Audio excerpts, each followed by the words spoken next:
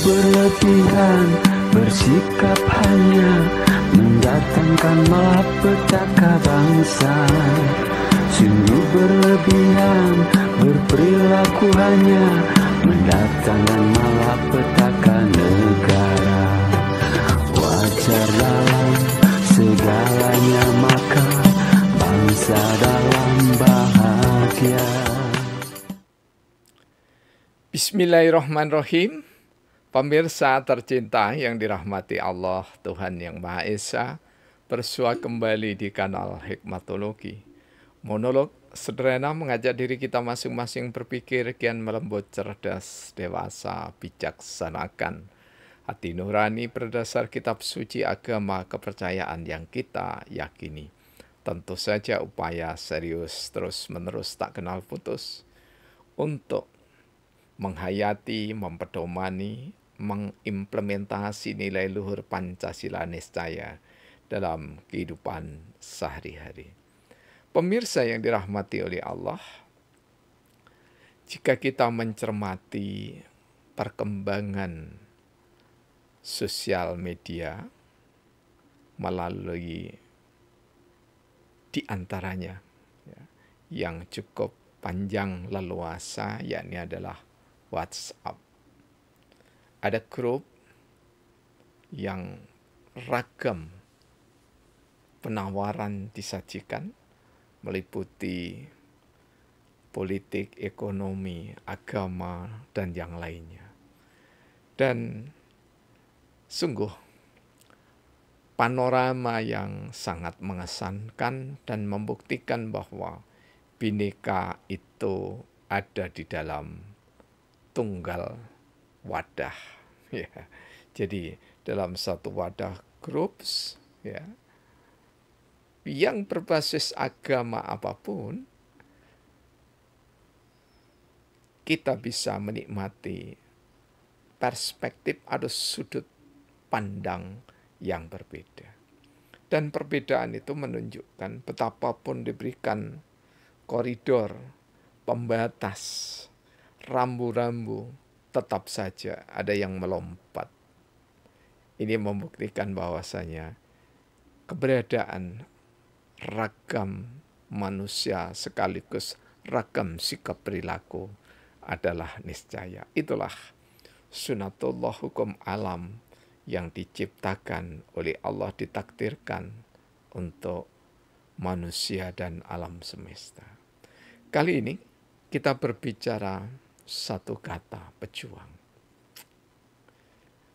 Apa yang kita maksudkan? Pejuang adalah orang atau sekumpulan orang yang berusaha secara terus-menerus dengan penuh keyakinan agar tujuannya tercapai, karena dianggap itulah kebajikan, itulah kebaikan, itulah keadilan, itulah kemuliaan, itulah kesejahteraan.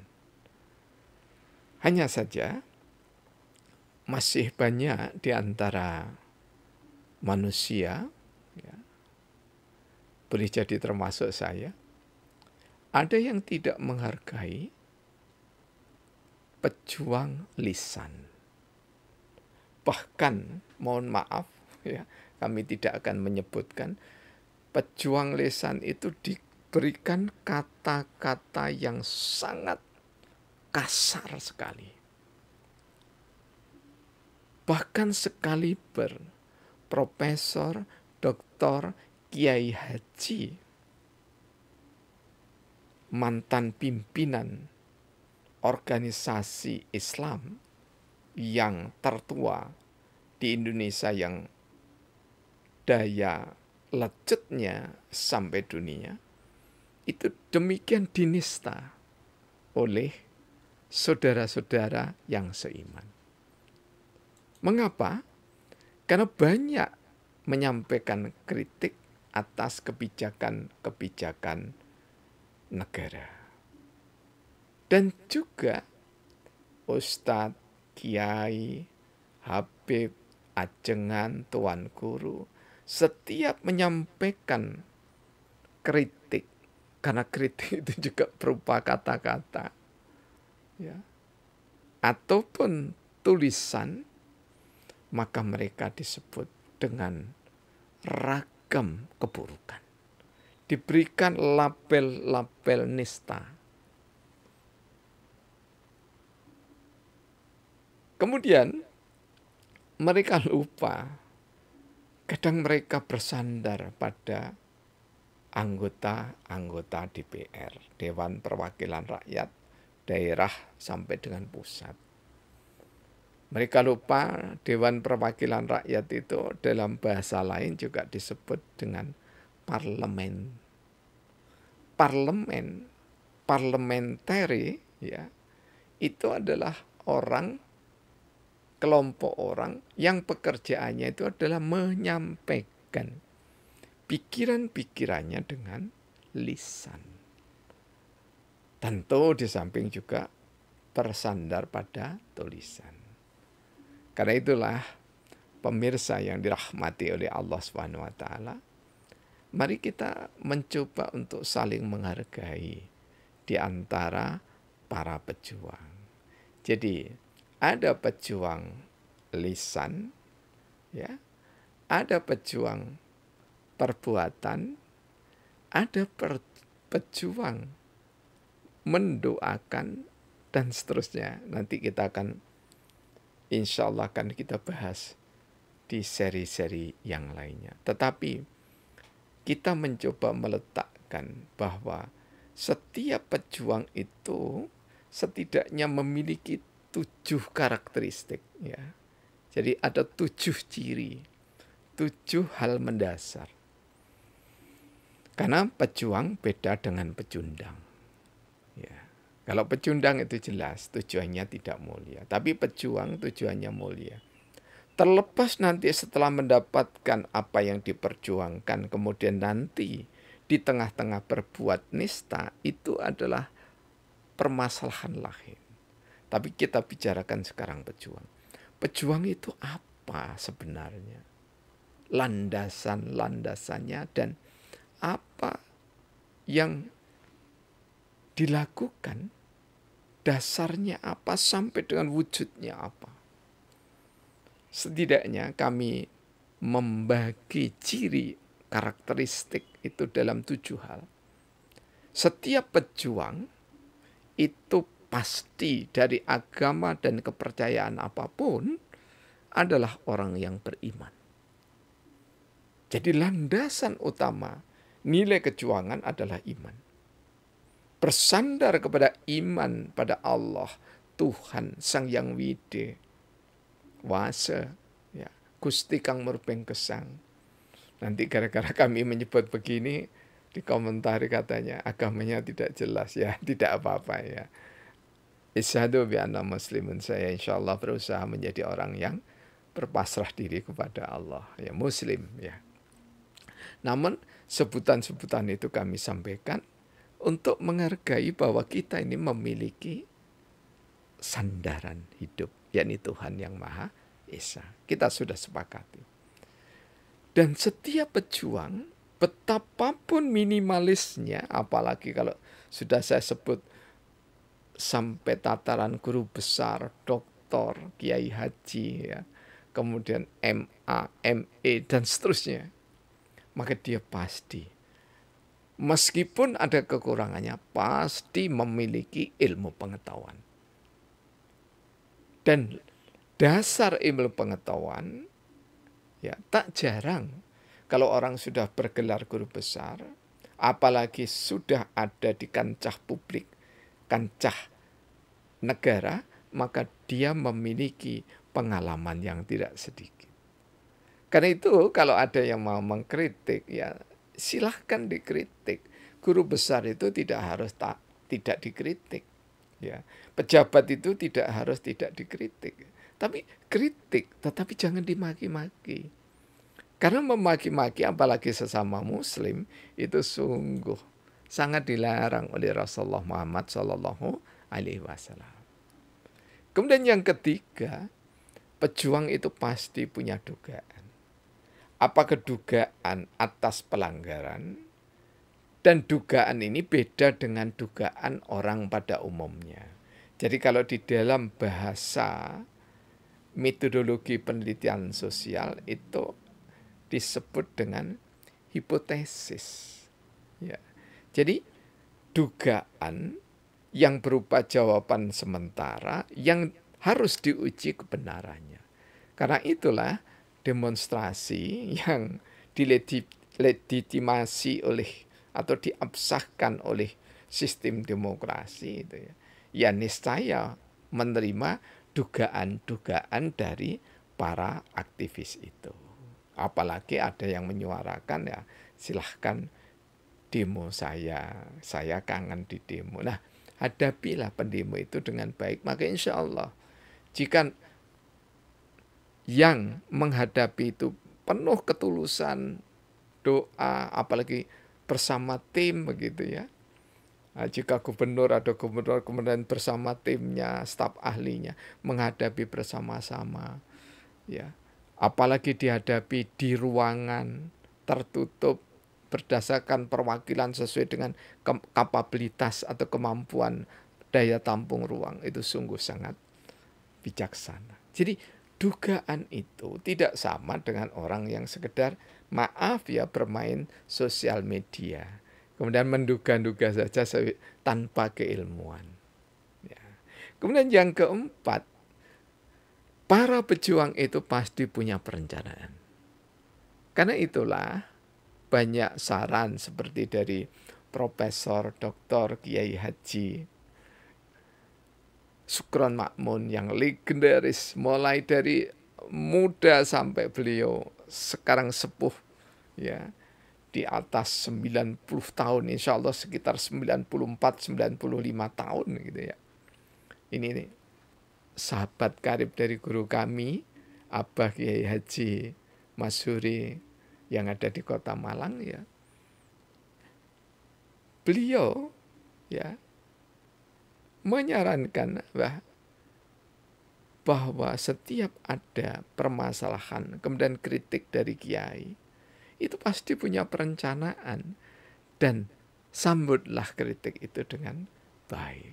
Jadi kalau para pejabat itu dikritik ya sambutlah dengan baik. Mintalah rancangan ya dari apa yang dipikirkan oleh para pejuang. Rata-rata pejuang itu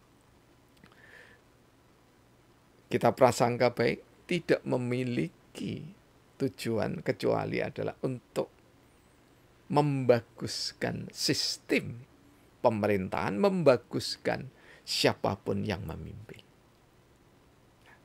Kemudian setiap pejuang itu pasti punya pengorganisasian.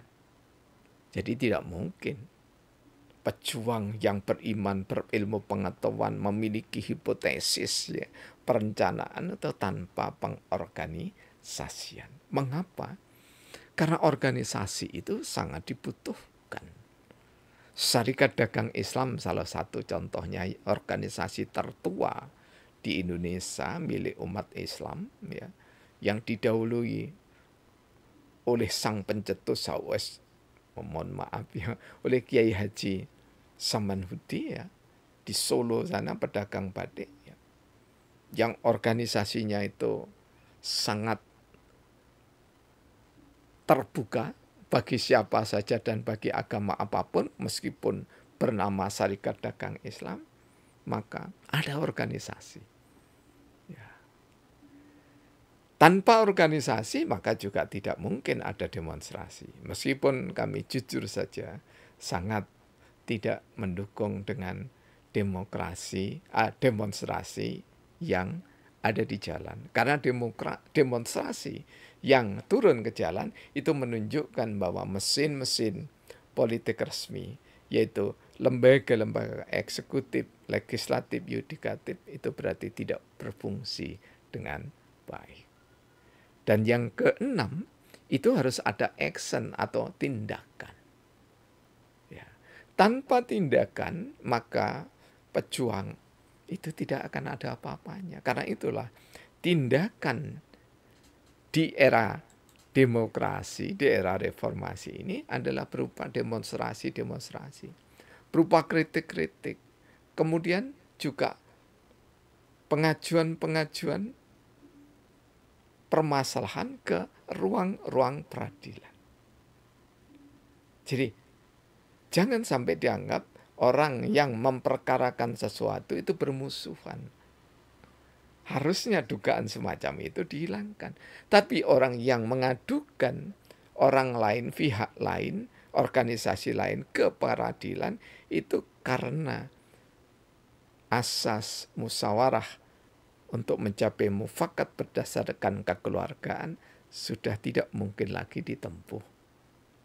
Makanya meja hijau. Tetapi kami walaupun punya latar belakang sarjana hukum, meja hijau itu adalah jalan yang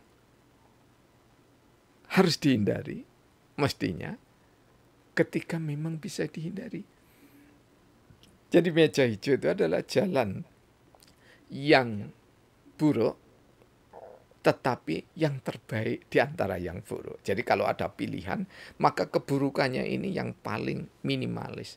Namun, ketika suap sana, suap sini, sogok sana, sogok sini, ya malah menjadi kebrutalan di dalam peradilan. Ya.